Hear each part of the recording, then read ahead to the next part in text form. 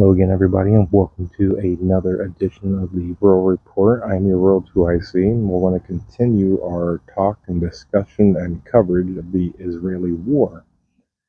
Now, I did not get to release a video yesterday. I had a bunch of technical difficulties and all sorts of things, but that's neither here or there or anything along those lines. That's just a mention because this one I'm going to try and put yesterday's video and today's video together. So this is going to be a 2-day coverage. I'm going to try and make this quick because these videos are a little longer than what I normally post anyway, so let's just jump right into it. I'll move over this direction so that way you can see on my green screen back there. So first up is the IRGC announces that they are ready to join and go to war against Israel.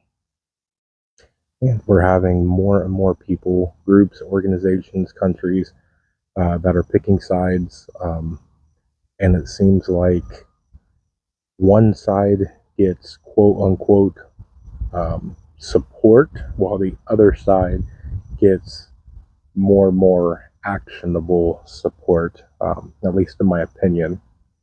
But with that, go to the next one here, that Israel might be looking at a 5-front war. Now, we talked about in the last video that you don't want to go to war in the first place.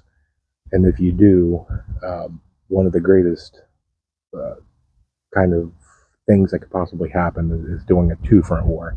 It doesn't allow you to focus all your attention on one, and it splits everything.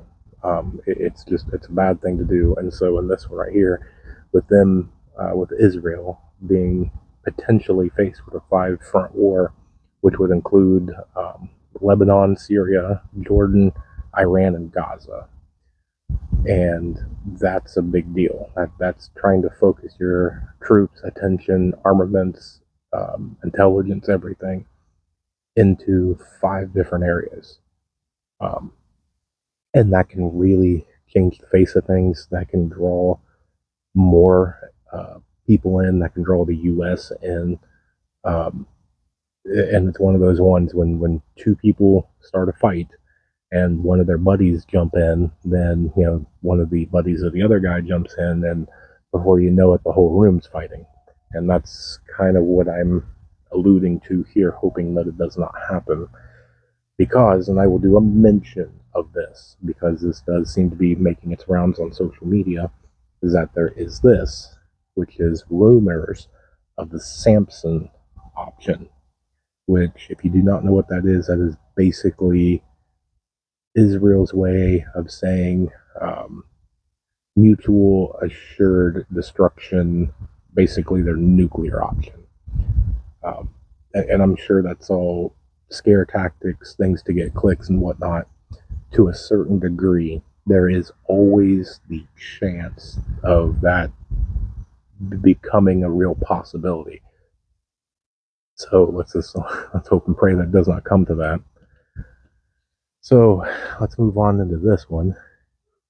Now, this one I will add in my opinion after I read this of the unknown security of Fent, and I'm going to say Dimona. I'm hoping I'm pronouncing it right. It's an area that has the nuclear power plant that was kind of breaking yesterday, and now that has been time in between. It looks like that was more of a small criminal event, and not, some sort of military fighting or bombing or anything around that area.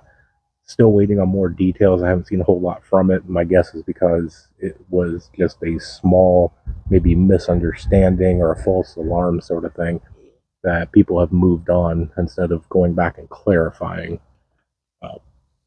But just still wanted to make a mention of that. Next, here, the leader of Hamas makes a call to all Muslims around the world to embrace a day of global jihad this Friday the 13th. So, depending, this video should release on Thursday, meaning that it would be tomorrow, Friday the 13th. Now, I posted this on my Facebook page, and doing just a heads up. Now, before I get keyboard warriors on this, Is this going to happen? I don't know. This feels different. This happens all the time, to where you get calls to arms, calls to extremists, calls to lone wolf people, and it happens all the time and around the world. Sometimes a small little isolated incident happens. Sometimes it causes some headaches or some disturbances. Sometimes it's nothing. Sometimes it is something big. This one feels different. This one feels like it has a lot more potential of being a lot more disruptive. Now, will anything happen? I don't know. I honestly don't know. Um, this is probably a good time, and I like to, let me take it back. I like to use these when you get people out there that give a date. Use it to your advantage. If nothing goes wrong, then it's a great practice opportunity. So if you take this one here, for example, that all around the world, so we're talking major cities in the United States, Europe, all over the world, that there could be events, or one event, or probably multiple events, of anything of just chaos in the streets, looting, rioting, things to infrastructure, different things like that, or it could just be nothing. I would venture to guess that there will be, at least at a minimum, small isolated incidents. I've seen too many things of people that have planned protests and planned demonstrations for Friday, for everything to go off without anything, you know. So use this to your advantage. If something happens, then you're already running a practice drill to where you have everything. You should have everything with you. You should have an EDC. You should have something to protect yourself. You should have your preps done. You should have your fuel tank topped off. You should have your water topped off. You should have extra food and batteries and all that.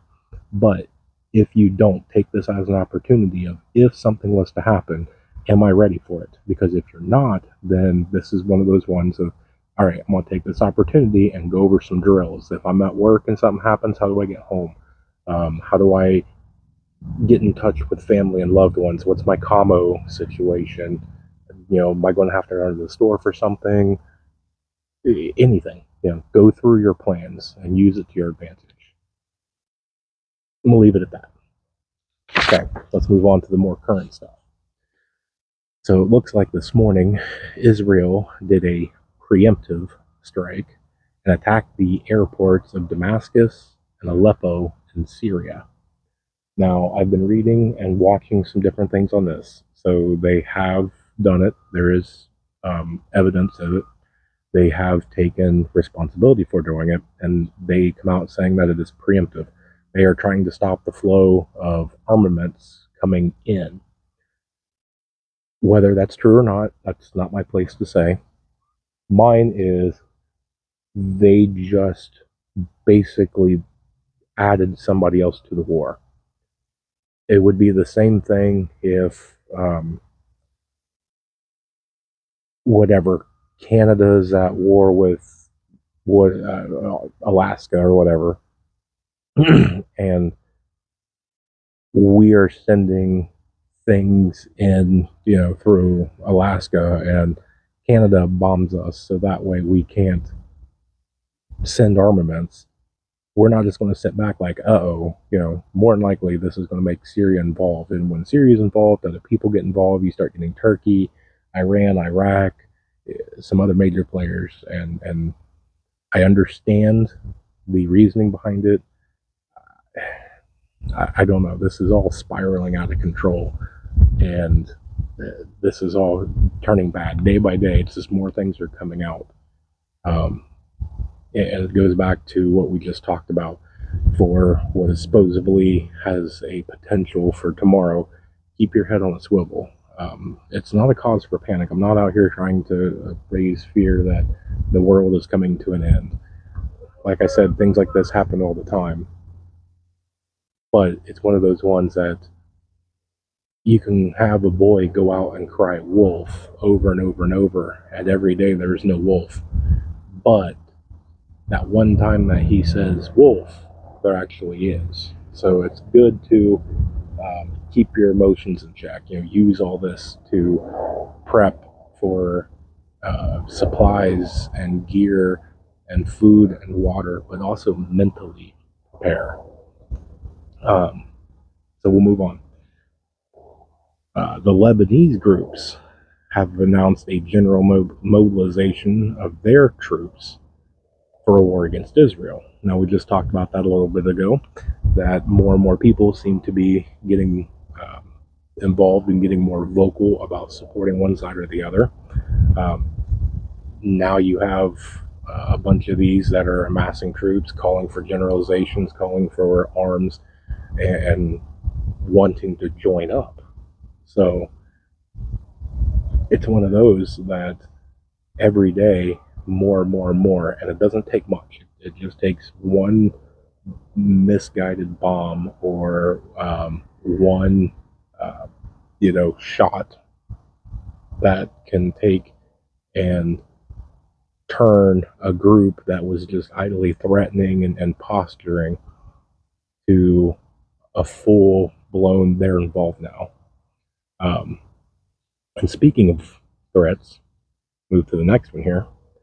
Looks like the Hezbollah chief, quote, "We have long-range missiles from Russia and Iran and are able to use them to destroy the American fleet in the Mediterranean," end quote. Now, that is a very dangerous, bold statement. Do I think that they have those missiles? Yes, I do. Do I think that they're willing to use them? Yeah, they probably are. Do I think that they will be successful? There's a chance. I mean, anything can happen. I mean, we just went and saw, the one of the most world-renowned intelligence militaries get a surprise attack. Things can happen, especially when it involves humans. There's the human error factor. So, could they launch one of these and hit, our Navy fleet? Yeah. Do I think they have the capability of actually destroying the fleet? I don't think so. Now, that doesn't mean that they don't have stuff or help or whatever that they couldn't, but from what is there, I don't think so. I think this is just kind of threatening. Now, I'm going to end on two side notes because I'm going to try and keep this one short.